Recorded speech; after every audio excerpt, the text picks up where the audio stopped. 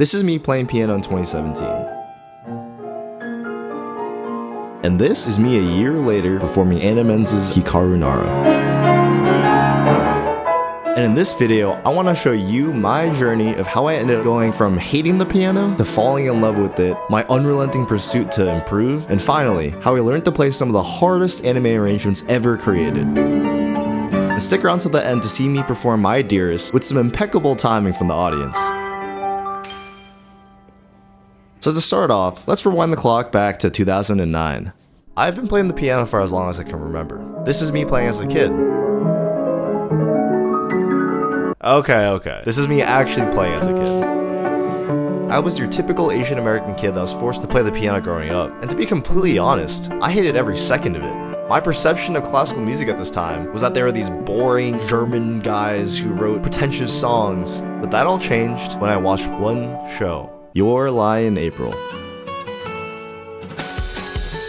I watched Your Lie in April almost immediately after the first performance I showed. I found so many things to love about it. There was a surprising amount of depth to every single character, each with their own reasons to perform. There was the genuine budding romance between the two main characters, and as a gamer anime fan, I definitely was not getting any attention from girls back in the day. And then there's also this weird ability the show had to make every anime fan around the world start excreting this weird liquid from their eyes. But not me, I totally didn't cry, I swear. But the thing that truly hooked me in were the performances.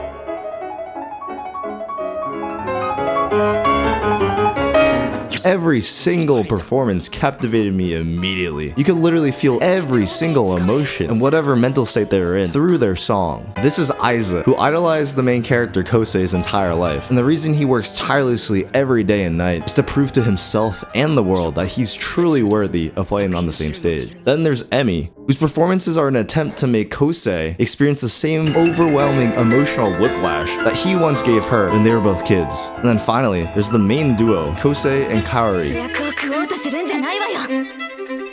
As you follow Kosei's journey dealing with his past traumas, you see him grow as a person through the show, but the biggest character moments for him, you don't see, you hear it. The way he rushes through the pieces like a robot start to evolve over time as he comes to realize what he's playing the piano for. He's a simp, he's playing for the girl. But Kaori's whole thing is that she doesn't care about the rules of the competition, she just wants to play how she wants to play. And seeing how much more there was to the piano, this underlying message of freedom and self-expression, a fire lit inside of me to take my own practice seriously. After watching the show, I fell in love with these fast-paced technical songs and decided it was finally time to start grinding classical music. Okay, that's a lie. In reality, all I wanted to do was play some of my favorite anime songs of all time. And around the same time, I found one anime pianist on YouTube who creates classical arrangements for anime songs, a match made in heaven. So that's when I decided to learn some of his arrangements, until I saw what they actually sounded like.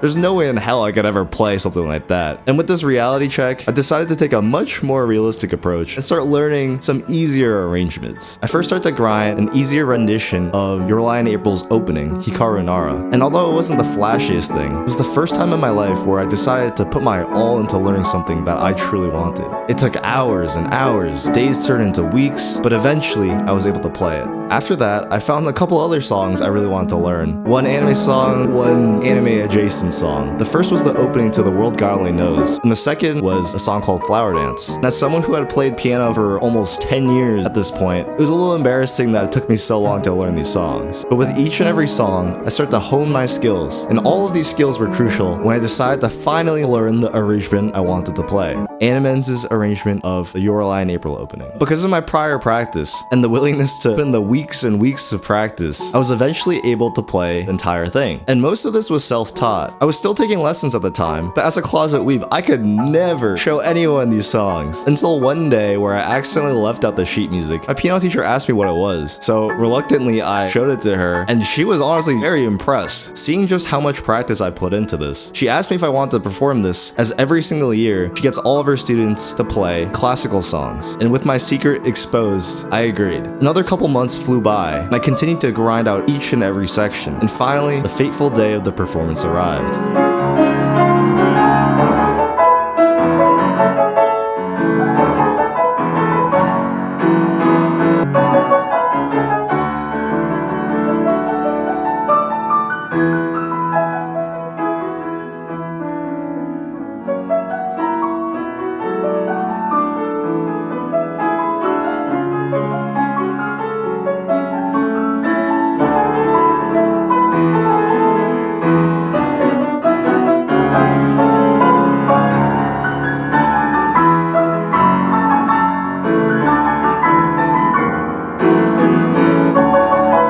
Performing an anime song on stage was something that I thought would never happen, and I look back on it so fondly. And this is where I thought the story would end. I watched Your Lie in April, started learning the piano, and performed Animens on stage. What else is there to do? So I graduated high school, went off to college, and started a new chapter of my life. I met new friends, found new interests, and was doing whatever the hell this is.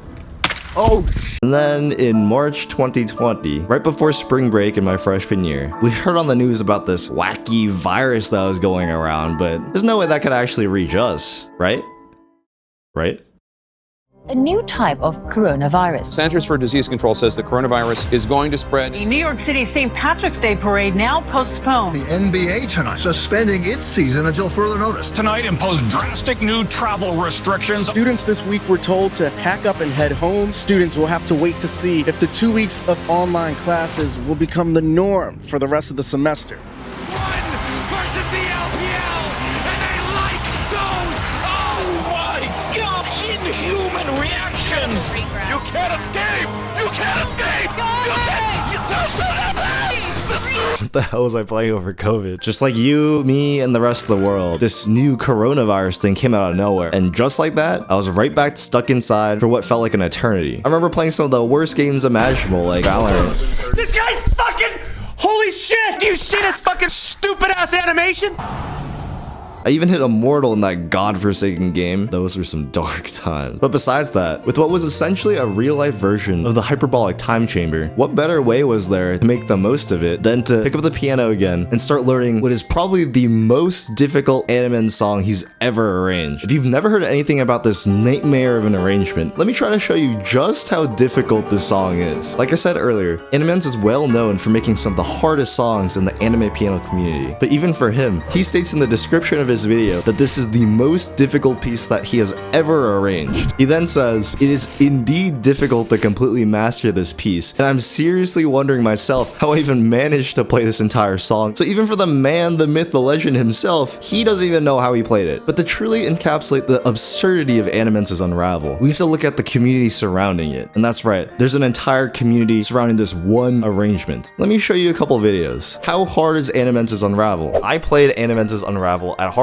How I learned Animens' Unravel in 3 months. Animens Unravel in 1 minute, 10 minute, 1 hour challenge. This is how Animens plays 29 notes in 1 second. And the list just goes on. There's covers at home, live covers, AI covers, tutorials, analysis videos, personal journeys trying to learn this song. But at the end of the day, what does the man himself have to say about it? At that time, when I was arranging this piece, I was just testing my technical limits. I was practicing a lot of Chopin list and all the stuff. What I created was the most punishable and the absolutely most risky arrangement I've ever done. Unravel was a mistake.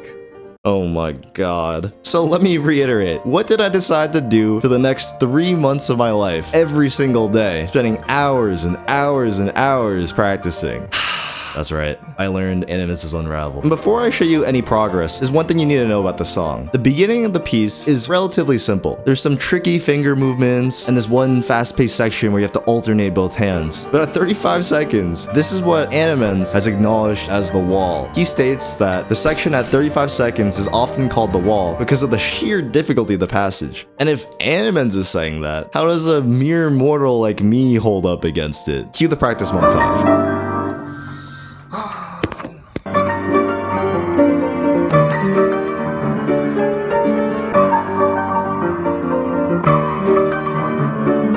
And then I finally was able to play. I'm just kidding. Kept practicing.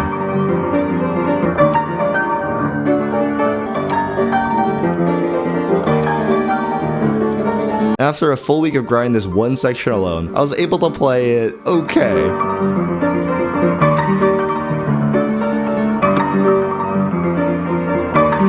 And finally, after all that grinding, I learned 1/10 of the song. This piece was so daunting. I continued to brute force my way through each and every section, and the practice looked just like that. Trust me, it wasn't pretty. Sure, I was hitting the notes, but dynamics, tempo, there's not a single cell in my body that was free to even think about those things. Just playing the notes themselves was a challenge by itself. But week after week, I continued to grind it out. And after about 3 months, this was my best attempt.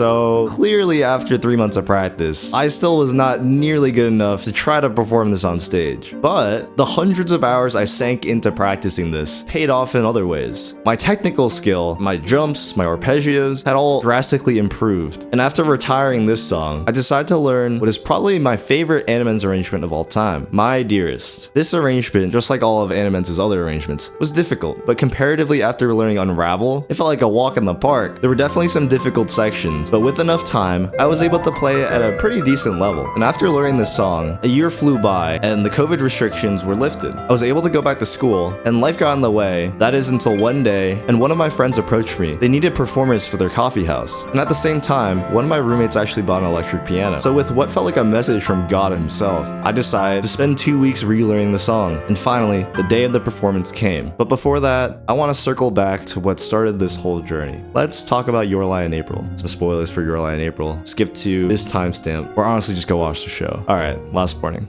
I recently made a video on Bocchi the Rock and how it inspired me to play the guitar. And after making that video, I decided I wanted to make a piano video as well. Over the past couple of weeks, I kept thinking about how I actually wanted to make this video. I wrote 2 full scripts, but neither of them felt right. The Bocchi the Rock video was mainly focused on the joys of learning the guitar. And in a way, it was a direct representation of my own journey. I picked up the guitar because I wanted to. I practiced every day because I wanted to. And I created a band with friends because I wanted to. But the piano was different. I mentioned earlier in the video that I used to hate the piano, and I truly did feel that way. Practicing the piano was something that I was forced to do. It was this boring, monotonous grind that's only purpose was for my parents to show off to friends and family when they came over. And while there were enjoyable moments here and there, as I got older, it started to become less about enjoying the music and more about practicing these songs I didn't care about. And eventually I started to resent it. I remember one time when I was begging my mom to quit, she told me that I couldn't because I'd regret it when I was older, and I'd seemingly start to love playing the piano out of thin air. And honestly, I don't really blame her, because at this point in my life, she was right. I did find my own way to love the piano, but if I never watched Your Lie in April and found songs that truly resonated with me, I would have probably continued to hate the piano for the rest of my life. I rewatched all of Your Lie in April for this video, and there were 2 moments that truly resonated with me today and back when I first watched it. The first was seeing Kosei's trauma with the piano and how he never played it for himself. He had this childish idea that him winning competitions would make his sick mom better. The audience and his fellow competitors would watch him play and saw just how robotic his performances were. And this is because he wasn't playing for himself. He was playing for the validation from his parents. And when I saw this, I saw a reflection of myself. I used to not have any love for playing the piano. It was just week after week of lessons, drills, exercises, and all for what? The validation from my parents? And sure, it was music, but what is the purpose of music? I think to answer that, we have to look at Kaori's character. She is someone that lives every day like it's her last. And for her, it truly might be. She doesn't care about how the judges are going to score her performances. She just wants to leave an impact on the people that are willing to listen. She wants to play the music in her own way. And there's this one quote that really stuck with me. She says, "Music is freedom." And in the last episode, in her letter, she expresses how, because of her illness, she started to live her life to the fullest. And honestly, that's one of the only reasons why I decided to start making these videos. A month or 2 ago, I remember not being able to sleep one night, and I thought to myself, if I died tomorrow, what regrets would I truly have? When I thought about it, I realized I didn't really care that much about my job. I would have no regrets that I couldn't drink or party more and go out to the club on the weekends. But in reality, I realized there are some things that I find to be fascinating, that I'm truly passionate about, and that I want to share with whoever is willing to listen. And during high school, this really spoke to me because I felt like I was trapped to be this person that other people wanted me to be. I didn't do things because I wanted to do it. I did it for my parents, for my friends. I did things because that's what people expected from me. But playing these songs I was truly passionate about was the one time I could actually express myself. When I listen back to my old performances, I can almost feel this frustration or this chaos in the music. It's rushed and it's just me slamming the keys. And as I grew older, I started to become more comfortable with myself. And I think in this next performance, even though I wasn't as practiced in the technique, I listened back to this and I can hear the joy. And I'm clearly having fun, even with all of the mistakes. So with that all out of the way, here is my performance of the Guilty Crown opening, My Dearest.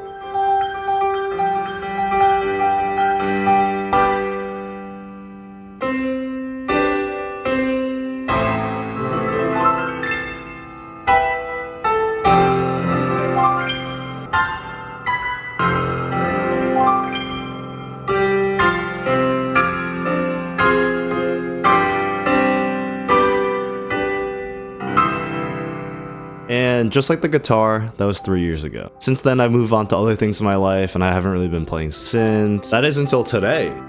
Literally just picked up this piano. I actually picked it up last week, and I've been practicing this Howl's Moving Castle arrangement by Kyle Andrew. So I'll play that in the background. Before I end, I wanted to give some tips to any aspiring pianists who want to pick up the piano or start learning some harder songs. I've definitely gotten better at just learning things in general. So if I were to go back to myself in 2017, this is what I would have told him. Firstly, there's the cliche phrase of practice doesn't make perfect. Perfect practice makes perfect. And that is very, very true in the piano. If you practice it fast and messy, you will only be able to play it fast and messy. And that's kind of how I played it back in the day. Get the fingering correct, get the technique correct, and then put it together only once you can do that perfectly. And honestly, that's all you really need. As long as you learn the proper technique until it's perfect, and then you move on to harder and harder songs, the sky is your limit. But if you do want to attempt some of the Anna Menzies arrangements yourself, you'll need to grind classical technique. And I'm not personally the best at it, but there's plenty of resources online if you just look up on YouTube or get one of those yellow Hanon books that every piano teacher makes you get. And also, don't get discouraged if you can't play Anna Menzies' pieces like he can. There's a reason he's the GOAT. But the number one advice I give to any aspiring pianist is just to enjoy the learning process. Play songs you enjoy and find slightly more difficult arrangements than you would usually do. To truly improve, it shouldn't feel like you're forcing yourself at all. Because what good is an optimal regiment or practice routine if you don't enjoy it and you stop playing? So go ahead and practice some of your favorite anime songs or whatever you want to learn. Don't shy away from the hard ones. And maybe you'll also be able to post very mediocre cover of Anna Menzies one day. Alright, that's gonna be it for me. Go watch my guitar video if you haven't. See ya. Peace.